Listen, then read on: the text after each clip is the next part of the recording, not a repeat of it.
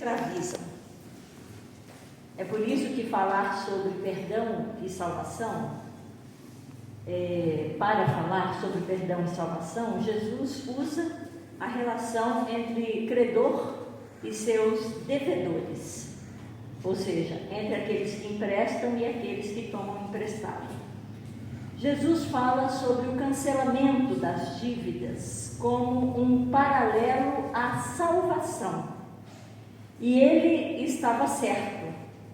Ninguém pode viver em completa liberdade e paz se tiver dívidas, não é assim não? Quando a gente tem dívida, a gente não dorme direito, a gente fica preocupado, a gente, enfim, não é? Coloca os bens da gente à mercê dos credores, de quem emprestou para a gente, né? Quando eu estudava direito, o meu professor de economia, ele dizia que o valor de uma dívida indica o valor do crédito, ou seja, se alguém tem uma grande dívida, é porque essa pessoa tem um grande crédito no mercado. Nesse sentido, naquela época, seria aceitável a dívida externa do Brasil, que o Brasil mantivesse a sua dívida externa para manter uma grande linha de crédito no âmbito internacional. Bom, eu conseguia entender a lógica do pensamento, das proporções implicadas nesse tipo de pensamento, mas para mim não fazia sentido nenhum. Não é? E também discordava daquilo que o meu pai tinha me ensinado quando eu era criança. O meu pai me ensinou que eu nunca deveria me endividar.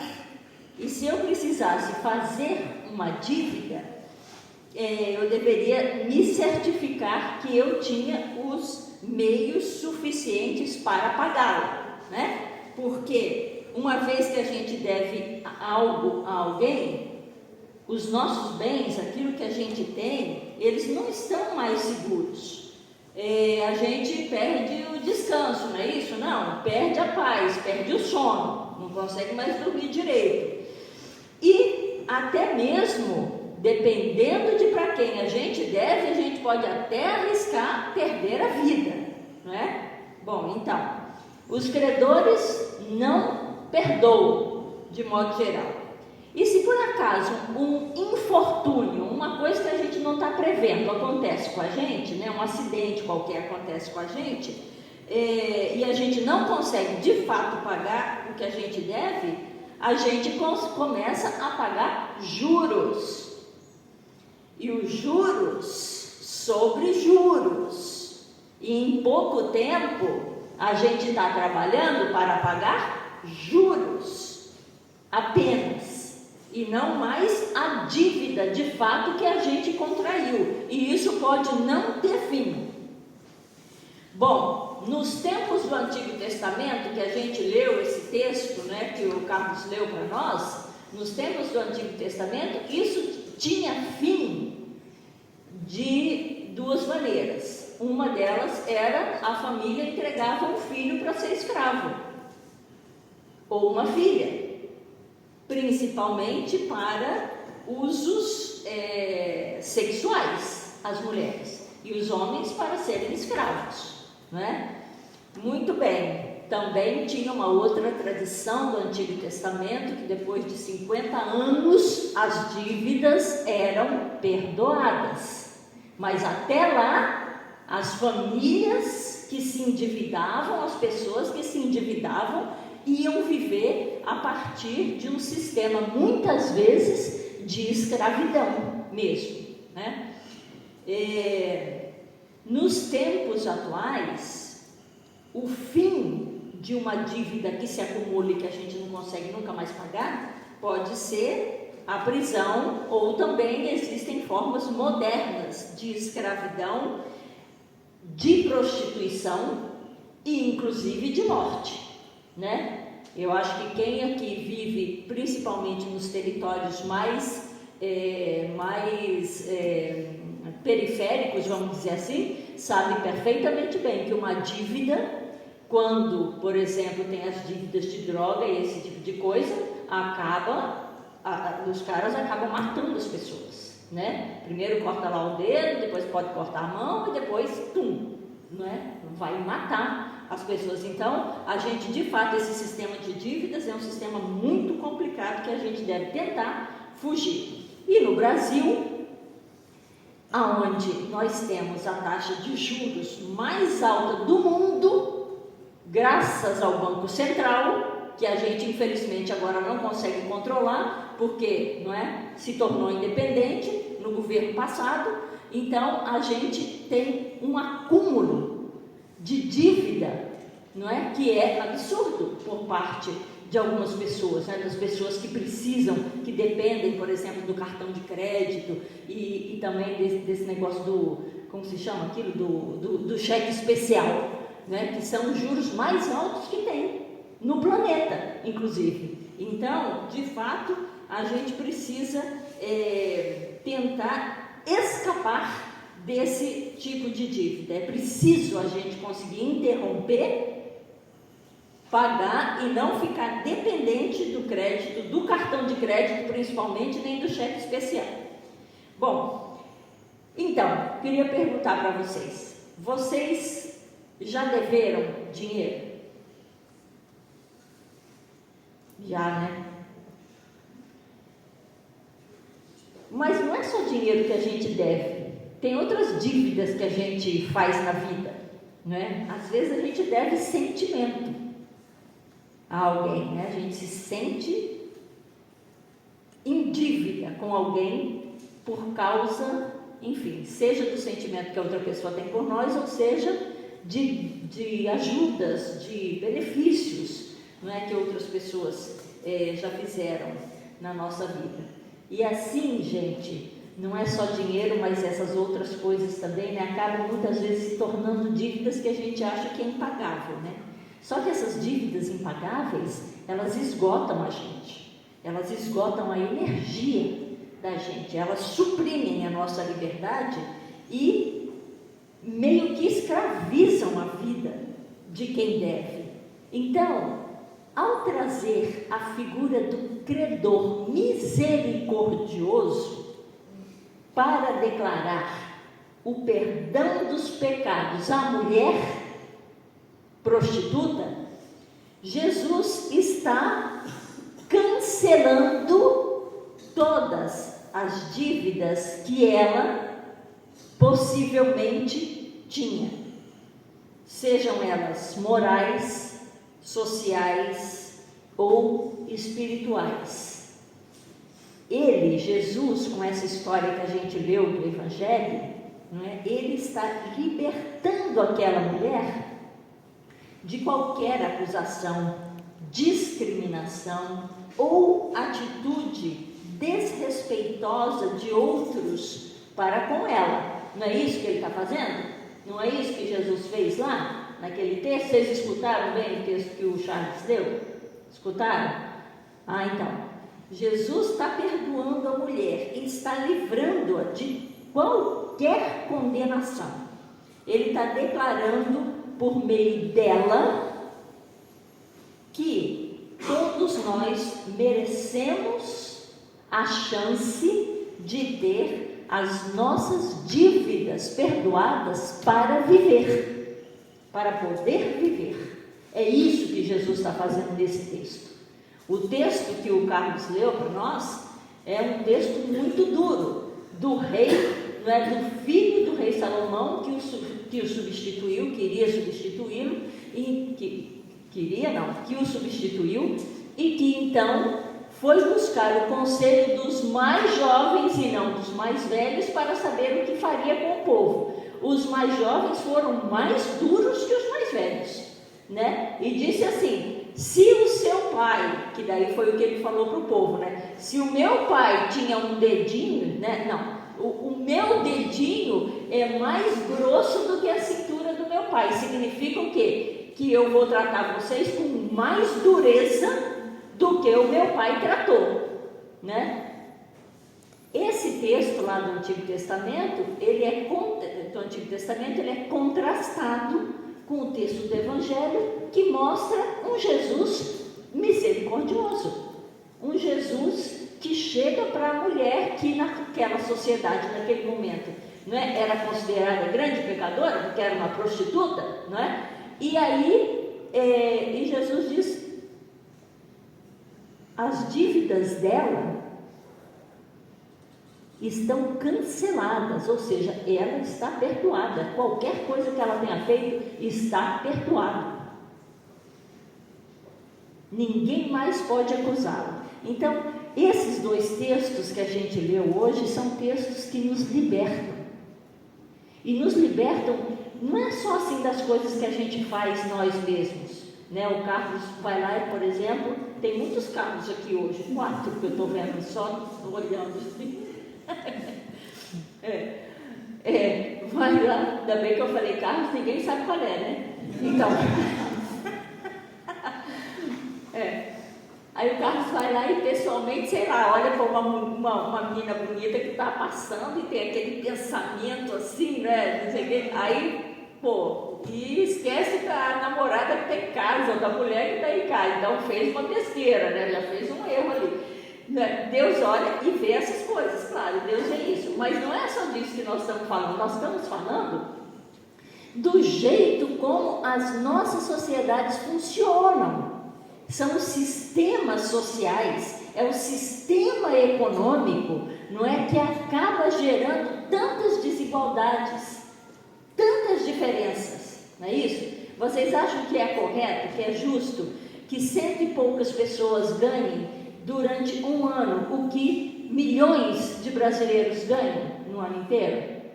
É justo que 100 pessoas ganhem a mesma coisa que 50 milhões de pessoas ganham? Não, não é justo. Um sistema desse é completamente desigual, não é? É completamente injusto. Então, esse tipo de... é isso o que...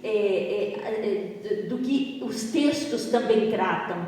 São sistemas que escravizam, são sistemas que são montados de maneira a favorecer mais uns do que outros, né? É a escravização que está sendo colocada nesse texto. É por isso que Jesus usa essa ideia do credor, né, da dívida, tá? É por isso que essa ideia, que esses dois textos são colocados nessa manhã para ser lidos de maneira em conjunta.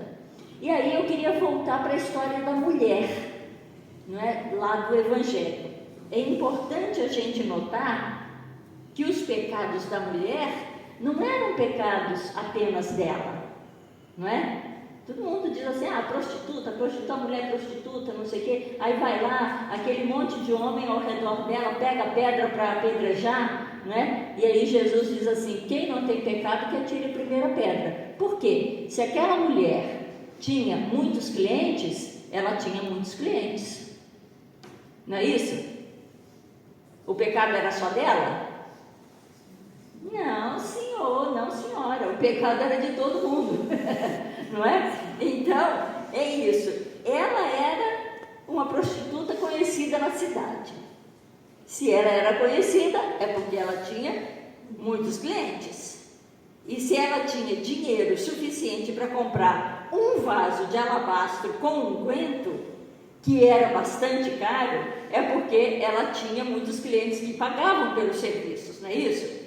Muito bem. No entanto, ela era a única acusada de cometer os pecados. E ela foi a única que foi aos pés de Jesus, chorou ao ponto de conseguir lavar os pés de Jesus com as suas lágrimas. E ela foi a única que foi lá e com o dinheiro do seu trabalho comprou um perfume caríssimo e levou para ungir Jesus, num ato de profunda humilhação. Porque uma pessoa que chegava perto da outra, se ajoelhava, beijava os pés, era um ato de profunda humilhação, de dizer, estou reconhecendo, eu estou reconhecendo os meus erros, estou reconhecendo o mal que eu faço, ou o pecado que eu cometi, eu estou reconhecendo a minha dívida aqui, não é? Ao fazer isso, ela estava pedindo perdão, ela estava se humilhando e pedindo perdão, de uma maneira que que era muito, muito visível, muito pública, né? Ao lavar os pés de Jesus com as suas lágrimas, essa mulher estava também declarando quem Jesus era. Ou seja, ela estava reconhecendo quem era Jesus. E é por isso que Jesus disse: a tua fé te salvou. Ela identificou em Jesus aquele que a conhecia, não pelo que ele ouvira falar sobre ela, mas por causa de que ele olhou para ela, olhou para dentro dela, para dentro da sua vida, e não teve medo de ver o que via. Ele não tinha medo de deixá-la tocá-lo e de acolher a sua sinceridade e confissão. Jesus não teve medo da sua transparência, da transparência da mulher. O filósofo alemão Friedrich Nietzsche, ele disse uma vez que é muito fácil perdoar o que você me fez. Mas como é que eu poderia perdoar o que você fez a você mesmo? Entendeu, Vitória? É muito fácil eu te perdoar o que você me fez. Mas como é que eu posso perdoar o que você fez a você mesmo? Então, a mulher encontrou em Jesus aquele com poder não apenas de perdoar os seus pecados, mas também de permitir que ela se perdoasse. Gente, muitas vezes o problema maior nosso é a gente se perdoar, não é? O outro pode até nos perdoar, muitas vezes a gente não consegue se perdoar. E essa carga aí é uma carga muito difícil de carregar. Ela encontrou em Jesus aquele com poder de cancelar as suas dívidas e restaurar a sua vida. Ela teve fé e por isso ela foi salva. Essa mulher prostituta, junto com Maria Madalena, Joana, Susana, eram mulheres que, apesar das suas diferentes condições e posições na sociedade, tiveram as suas vidas transformadas pela força da compaixão e do amor que vinham de Jesus. Elas acreditaram e, por isso, apoiaram Jesus de muitas maneiras, inclusive financeiramente. Eram elas que sustentavam Jesus e os seus discípulos.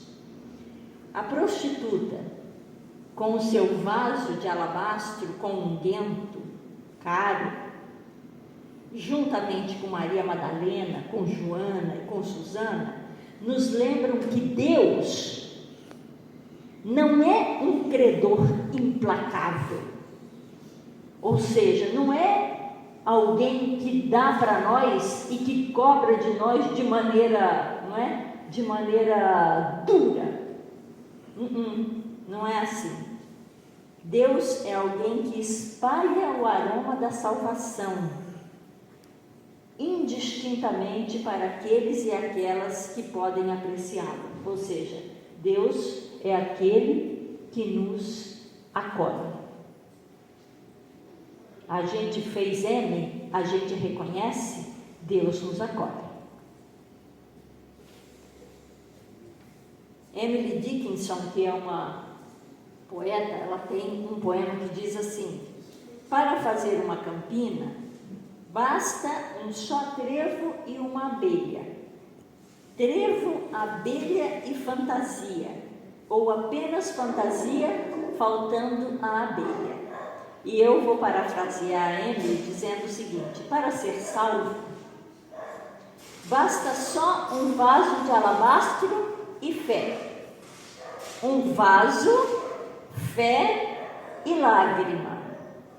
Mas a fé sozinha basta, se perfume e lágrimas não existirem. Então é isso. Você tem dívida emocional, sentimental, moral, sei lá, espiritual, de que natureza seja, que você reconhece que você está carregando aí dentro? Deus é misericórdia. Misericórdia é uma palavra que tem coração nela. Significa que passa pelo coração. Misericórdia é quando a nossa miséria, ou seja, o nosso sofrimento, o nosso padecimento, as nossas culpas, os nossos medos, aquilo que faz da gente pessoas, sei lá, sem confiança ou com medo, né? Isso passa pelo coração de Deus. E Deus nos acolhe, Deus nos perdoa. Vocês acreditam nisso? Vocês acreditam nesse Deus? Sim? Muito bem. Que Deus nos abençoe, então, nos dê força para seguir na nossa vida, na nossa caminhada, e que a gente possa continuar aprendendo dessas palavras que nós lemos hoje, dessas palavras que a gente ouviu, das palavras que a gente consegue compartilhar um com o outro, uma com a outra, com as palavras que a gente consegue cantar. Pode vir, dona Neila, para o piano. Que Deus possa nos ajudar, dar força para seguir a nossa vida, sabendo que nós somos pessoas perdoadas e amadas por Ele. Amém? Amém. Então vamos nos colocar de pé e vamos cantar a canção A Tua Graça Alcançou-nos, afinal.